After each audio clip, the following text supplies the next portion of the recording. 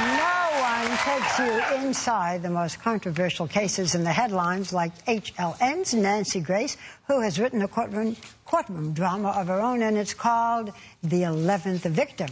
But she's going to tell us about all the crimes going on right now. Please welcome our friend, Nancy Grace. Let us start with a case that's very much in the news now, and that's the case of Amanda Knox in Italy. She's a 21-year-old, in case you haven't been following it, from Seattle, who was studying in Italy. Italian authorities claim she and her ex-boyfriend murdered her roommate, a young English girl. Amanda recently testified at her murder trial. What did she say? How did she do? You think she's guilty? Well, it's so hard to determine what's really going on in the courtroom because we're hearing it through the filter of the foreign press, plus the family her family sees things very differently than the prosecution does. The defense has put her on the stand. Now, typically, you never put the defendant on the stand because they'll be subjected to cross-exam. Like but OJ. But she looks like an angel. She doesn't have a criminal record, so the only thing that can go wrong... And she speaks Italian. Yes. She started speaking in English. She started testifying in English and then switched, as Barbara said, to Italian. Which is a double-edged sword. Now, the thing is, well, first of all, it may ingratiate her with the jury. They may like her more because she speaks their language and they can understand her. However, she claims she was confused when the cops interrogated her. But if she speaks such fluent Italian, rut-row, they didn't confuse her. So that's a double-edged sword. Okay, now we've been hearing that she's been exchanging letters with her co-defendant, her boyfriend, while they're both in jail. That is going to be a problem because she apparently broke up with the boyfriend from behind bars and says she's got a new love interest. Well, hello, the jury might want her to be more concerned with the dead roommate and her own future than sparking a new love interest. Bottom line, if she's found guilty, what does it mean? If she's found guilty, of course, there's not going to be a death penalty. However, there will be a very long imprisonment. But given her on the stand and all the problems in the state's case, I think there's going to be a tough time getting a conviction. They brought in an expert that says the murder weapon that has the victim's DNA on it and her boyfriend's DNA on it, he says it's impossible for that to be the murder weapon because it is too long. The problem with that testimony is when you stab a human body, the flesh is malleable. So to make a decision based on the length of the knife blade is very unreliable. Does Italy have a capital punishment? They are, no. Okay. And there are a lot of holes in this case, apparently. There are a lot of holes. But now showing up on the prosecution side, no? That's right, a lot of holes in the state's case. But the prosecution is convinced she did it. Okay, so now the next case, and this is something that we've had a lot of people here talking about. We did too. Singer Chris Brown will be in court today for a preliminary hearing. He's been accused of allegedly battering his ex-girlfriend, singer Rihanna, and she's been subpoenaed by prosecutors. Will they put her on the witness stand? What's your view of all of this?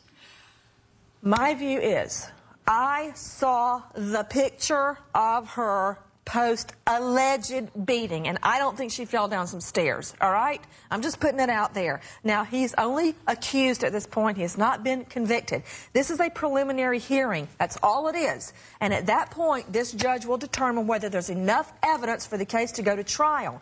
Rihanna has been subpoenaed. Will she take the stand? Maybe not. Why? Because a detective can use hearsay. Under these circumstances, called course of conduct, exception to hearsay, he can say, Rihanna told me this, she told me that, under these limited circumstances. So they don't need to put her on the stand.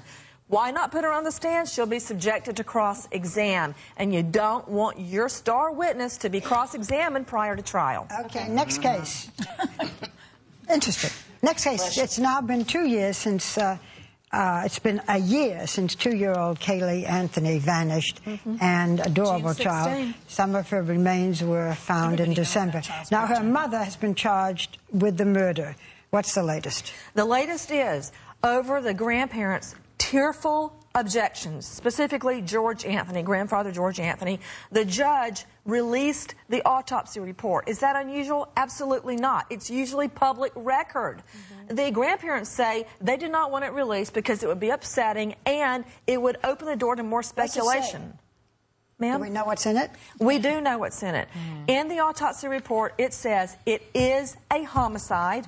They don't know the mode of homicide, which means she probably was not shot or stabbed, or you would see a nick on the bone somewhere. Also, we learned that there were multiple pieces of duct tape used to wrap around the girl's mouth prior to decomposition, most likely while the girl was alive. Now, that's not clear in the autopsy, but that is the obvious connection. But there's no motive. Don't need motive. If I had to crawl into every murderer's head that I ever prosecuted, I'd still be trying to prove my first murder. Why would you murder anybody? So, but it does help the state to have a motive. I want to ask you about something else that was in terms of being released. There is a video of Casey's reaction after hearing that her daughter's remains were found. Yes. Her attorney has requested that the tape not be released. Why? Well, in sworn testimony from the sheriffs there at the time, Top Mom Casey Anthony was brought into a public area. She was not in her hospital bed, kind of like a waiting room area where there was security. It's a jail. There's surveillance. She saw live coverage of the discovery of her daughter's remains. According to the testimony, she never made eye contact with the camera. She acted like she was crying, but never shed tears, said she was nauseous, but never threw up, and started talking about football. Now, if that were my client, I wouldn't want it out there either. Okay. Well, that explains that. Your book now. 11th victim. Yes. It's got to be so interesting. I know it took you a long time to write it. It took me a really long time. How long? Well, the only way I can date it is I started writing it before Dale Earnhardt died. Wow. Because that's in there. I can only imagine what's in There's here. a lot of dead bodies, people. We're going to tell you that the book is called The 11th Hour. Joy is 11th Victim. We want to mention that Joy is going to be following you in HLN for her own talk show. And we want to tell you now that you can catch Nancy Grace weeknights on HLN. We think it's always exciting to have you. Welcome, friends. Thank you. We'll be right back. I look forward to working with you.